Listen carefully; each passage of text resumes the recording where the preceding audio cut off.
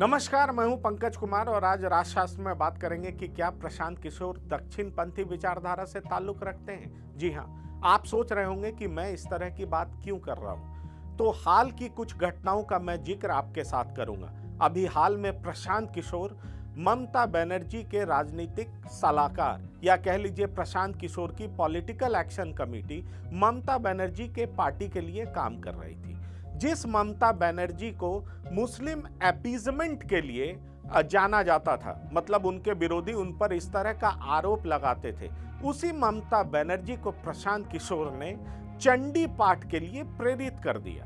हद तो तब हो गई जब चुनाव प्रचार के दौरान ममता बनर्जी चंडी पाठ करती देखी गई। और इतना ही नहीं, ममता बनर्जी अपना गोत्र बताने से भी नहीं भूली और उन्होंने ये साफ तौर पर कहा कि वो ब्राह्मण की बेटी है। मतलब साफ था कि ये ममता बनर्जी किसके कहने पर कर रही थी, जबकि ये वही ममता बनर्जी हैं जिनके बारे में ये भी कहा जाता था कि दुर्गा पूजा के दरमियान दुर्गा की जो मूर्ति होती है उसके भसान पर उन्होंने रोक लगाया था, उन्हें एंटी हिंदू पेंट किया जाता था। लेकिन ममता बनर्जी ने प्रशांत किशोर के सलाह पर ही चंडी पाठ करना शुरू किया और अपने को ब्राह्मण की बेटी बताना शुरू किया। इतना ही नहीं, इससे पहले अगर हम साल 2020 के दिल्ली के विधानसभा चुनाव पर नजर फरमाते हैं तो विधानसभा चुनाव के दरमियान अरविंद केजरीवाल हनुमान मंदिर जाते देखे गए।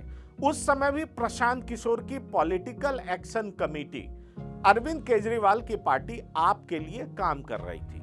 वो अरविंद केजरीवाल जो साल 2019 में लोकसभा चुनाव के दरमियान दिल्ली में बुरी तरह हार चुके थे, लेकिन प्रशांत किशोर के सलाह पर अरविंद केजरीवाल हनुमान मंदिर जाने लगे और अपने को हनुमान भक्त बताने लगे। इतना ही नहीं, उन्होंने जगह जगह पर हनुमान चालीसा का पाठ करना भी शुरू कर दिया।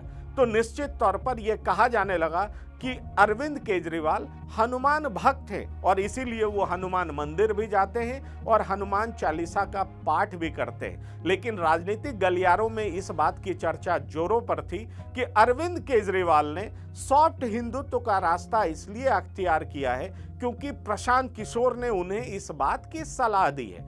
अब बढ़ते हैं राहुल गांधी की तरफ। साल 2016 में यूपी के चुनाव से ठीक पहले प्रशांत किशोर को कांग्रेस पार्टी को सलाह देने के लिए राजनीतिक सलाहकार के तौर पर नियुक्त किया गया था। उस दरमियान कांग्रेस पार्टी और समाजवादी पार्टी का गठबंधन भी हुआ था।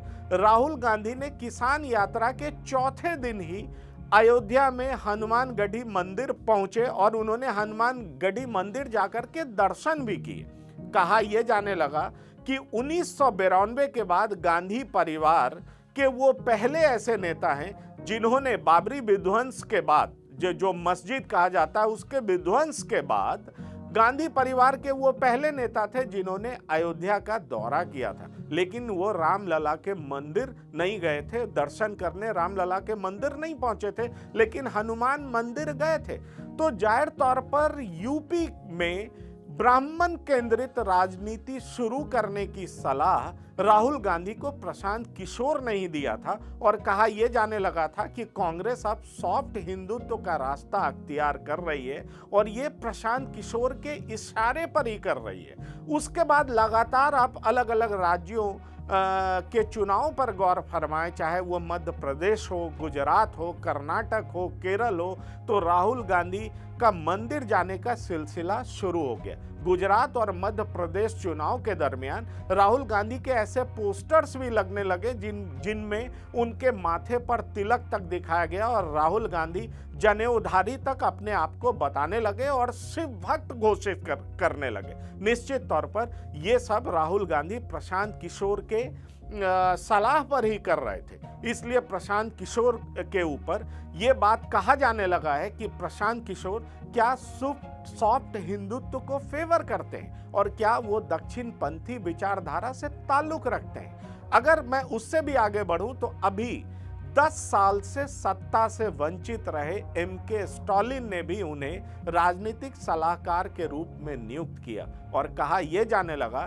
कि स्टालिन भी तमिलनाडु के अंदर मंदिर जाने लगे। निश्चित तौर पर ऐसा उन्होंने हिंदुओं को लुभाने के लिए किया ताकि हिंदू मतदाता ज्यादा से ज्यादा संख्या में उनके लिए वोट करें। और 10 साल से सत्ता से दूर रहे करुणानिधि का परिवार, करुणानिधि के सुपुत्र एमके स्टालिन सत्ता पर काबिज हो सके।